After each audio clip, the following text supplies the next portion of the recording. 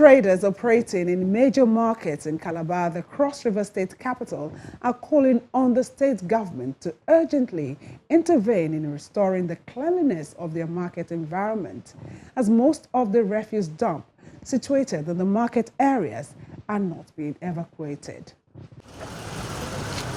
Located on Old Marina Road in Calabar South, Wart Market is considered by many as the largest multi-purpose market in Cross River State.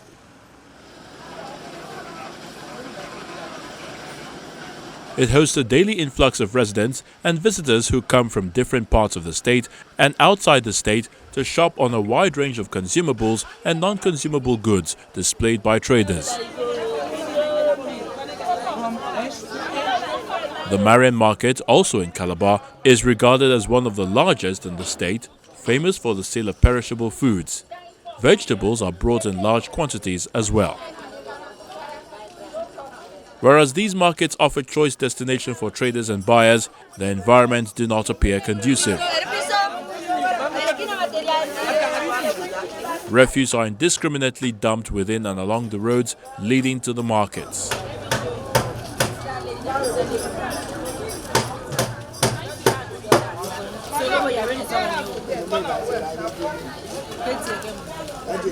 Refuse left uncleared for weeks have overflown large-sized steel waste bins placed in strategic areas.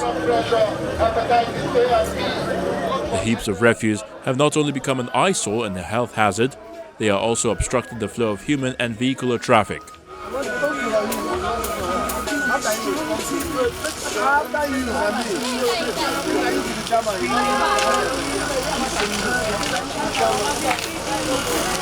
This has been a great concern to traders who are billed for regular evacuation of the waste. We are all paying 50 naira every day. That's the sanitation and both sanitation and the security and this thing. And we pay 50 naira every day. And all those people that are working around, they collected money from them too. I don't know their own. I don't know why all this thing is like this. I don't know, because they stop. Sometimes they will come about 1 week gap before they come and bring this bulldozer and remove them. But after about this thing, they cease to come. We are living by the grace of God, because 3 weeks ago I was taken to the hospital for treatment, and I'm just regaining myself. So if the government will help us, this type of thing, within 3 days now, people will be, getting malaria, catarrh, cough, cold, it's very dangerous. I am living here by the grace of God. This is not the right way the dustbin is supposed to be disposed. They have a container there.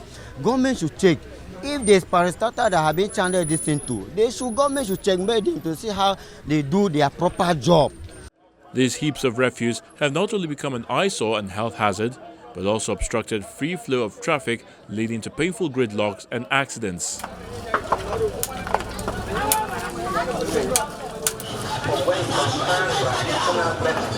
At the time of recording, workers mobilized by the local government authority were clearing the drainage channels blocked by the garbage.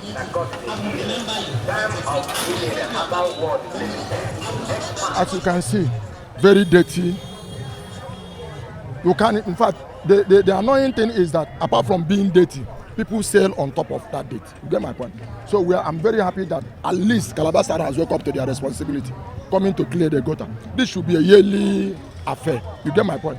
So that every year, immediately after the rain, they will come and then evacuate the dirt that is inside the gutter. That's all. If they want this place to be the way it should be, first of all, this main roadside market should be removed. I wonder how somebody will, sell meat at the middle of the road. The health hazard, the accident hazard, a lot of problem. Suppose if a vehicle fail break, it will smash all the traders. If you watch there, you will see that what comes out from there is so many baskets. After selling, they will dump the basket inside the gutter. Whatever they sell, they put in the gutter. So they need to look for a place. The inside market is empty. Nobody is there. Let them go back to the market. Like this drainage here, it has been causing a lot of air pollution to the market people here, and also the pedestrians that are using the road. And like last time I passed here, the smell I perceived from here was very, very offensive and very horrible.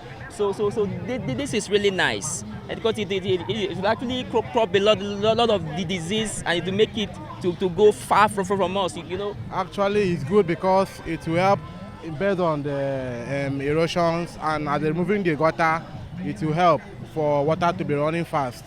And besides this is a market, so we don't know how long they have been doing it. So I thank God that at least they have done it in this other time now. So I believe that the road now will be free, the gutters will be free for water to pass. It is one thing to clean the drains. It's another to evacuate recovered waste to the dump site. This seems to be a Herculean task for the local government. The state government have been doing their best in refuse evacuation, but sometimes you may have breakdown in machines. Even in the dome, there's a machine that pushes refuse in the dome to ensure that there is space for more to be dumped. Sometimes the machine might break down, and in the course of trying to fix the machine, you may have some overflow on the road. But on the whole, it is not always a long-lasting situation. The government is on top of it. It's always on top of it. You may see it today, the next tomorrow you will not see it again. We're going to turn around the whole market to make sure that the drainage is being cleaned, so that there will be free flow of water. We won't have stagnant water again to breed mosquito, and the malaria hazard in Calabar will be reduced. The local government chairman plans to put in place measures to ensure that the sanitation of the markets are not taken for granted. I have actually mentioned to the welfare association in the market that from henceforth they are going to take over the cleaning of it. And then to the women, we're going to ring bells round. Keep a little basket of refuse around you. When you're through for the day, take it to where there's waste bin. And we also have sanitation committee. So there's going to be a task force. Where you're seated, the next morning they'll come to see if there's anything found there will be a fine. ESA doesn't collect money from people, but now we're going to fine you till when you realize that you must learn to be clean. In as much as you're cleaning your house, the environment where you're sitting to sell must be clean too.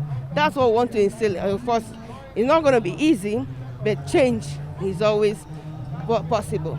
And I want to make sure that I put that to my house committee in the council, where they'll they'll sit down and take a policy where Kodak is not doing their work, then they will not come around us to get anything from the women again.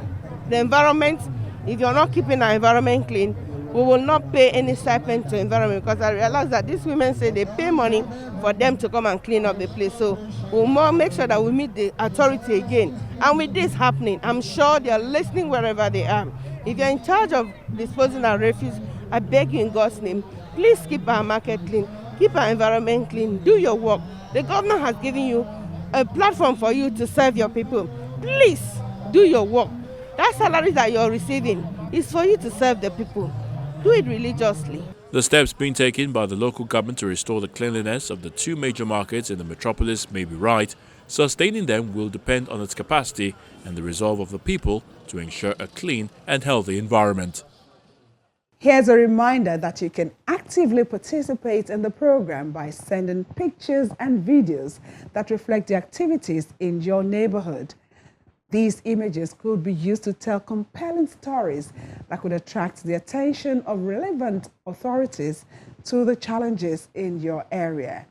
Eyewitness Report is available on the Channels TV app, and you can download it from the various app stores online.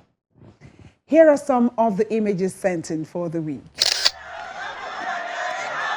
The first eyewitness video on this segment comes from Ondo State. A group of women in Okoko Southwest local government area of the state, chant solidarity songs as they converge on the palace of the traditional ruler to express their displeasure over the state of insecurity in the area. They lament incessant kidnapping, armed robbery, and ritual killings in the town and its environs.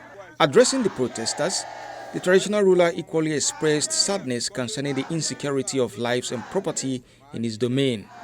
He appealed to able-bodied men to form vigilante groups that will work with local hunters and security agencies to combat crime in the area.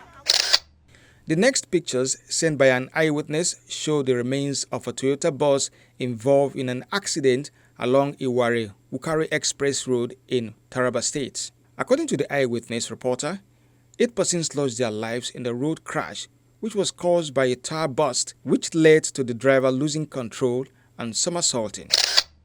And from Plateau State comes images showing damages done on sections of Acha, a community in Rigwe, Basa local government area of Plateau State, after it was attacked late at night by armed men suspected to be herdsmen. The sender of the images says 18 people were killed and 6 others injured in the attack that lasted for over 2 hours. 24 households were ransacked and properties such as cars, motorcycles, as well as food were carted away by the attackers. Thank you for sharing those images with us. Keep sending as much as you can to keep the portal active. That's where we draw the curtains on this edition of the program. See you same time next week. I'm Yomi Otaibi.